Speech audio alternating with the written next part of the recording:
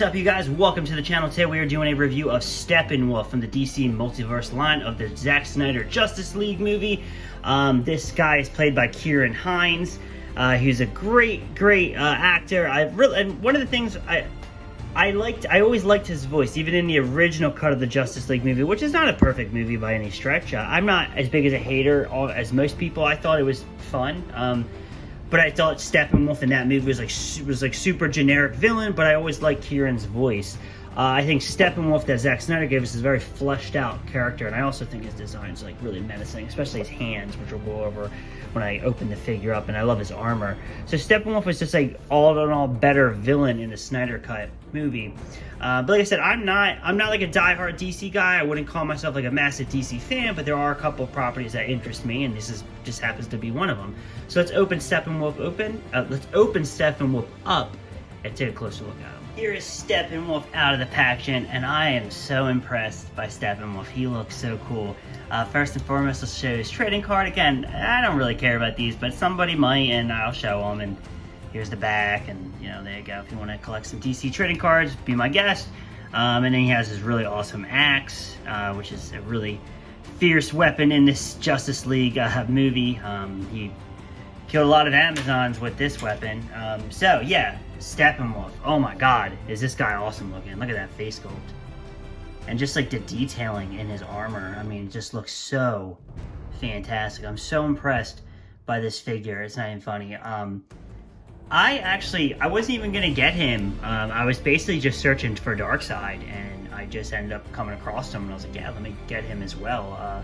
And I'm happy I did, because I think I like Steppenwolf more than Darkseid, figure-wise. I mean, just look at this, like, the detailing of this figure is so impressive. Even like the skull, like even like the fact that like he has like it's jagged, you know? And that's what I was talking about earlier, like his hands. I really love the hands. I think that are so cool.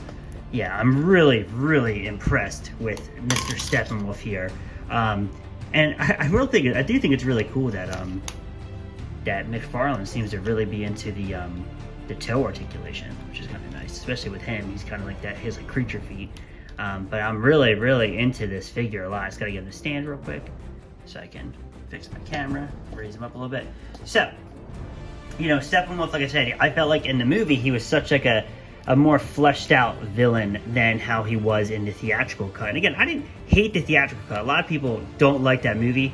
It really didn't bother me. I thought it was fun for what it was. And then obviously when things came out and you know more, and you're like, oh crap, that sucks for Zack, blah, blah, blah. But oh no, I had fun with it. Like, I've seen it a couple times. Like, I don't think it's like an abomination. But I do think the Snyder Cut is a superior film, and I just think it's a funner film because of the fact that like you get to learn more about the characters, and especially like someone like Steppenwolf, who went from being Mr. Generic Villain to a really complex villain, which is something that I really dug. So yeah, as far as like articulation goes, his head will go up and down, goes side to side. He does have articulation in the arm. He's got a, he does have a, what is that? A upper arm cut. He's got a single jointed elbow. He's got articulation in his wrist. Sorry guys, I cannot speak today. It's been a long day. He's got a little bit of an ab crunch, not too much. His leg will go up, it will go back, he'll go out quite a bit. He's got single jointed knees.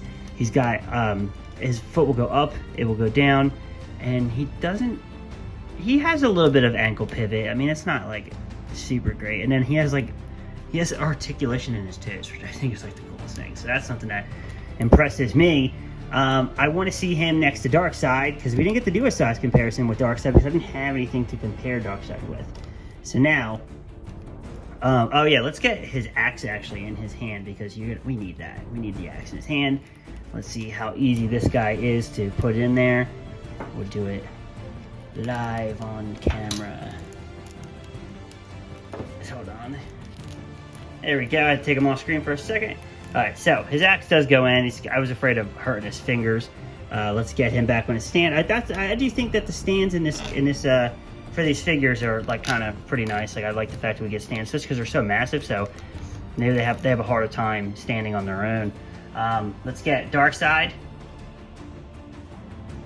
And I think they look really great together. I really do. I think that these two figures are super impressive. I do think I might like Steppenwolf more. I think that there's just so much detail to Steppenwolf. But I really like these figures.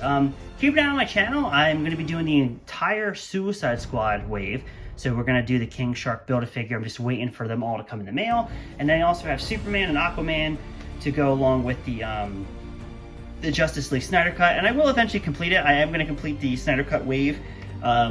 Just because, like I said, I like it, and then also I'm a big fan of James Gunn, and I really want to see a Suicide Squad, so we're going to make sure we pump out some of those figures leading up to the movie, which is Friday, so hopefully a few of them can come out prior to, and then we'll finish the rest of them after. Maybe we'll do a Suicide review. But if you guys like this video, please comment down below, and subscribe to the channel. That is the best thing you could possibly do. Thank you guys so much. Talk to you later.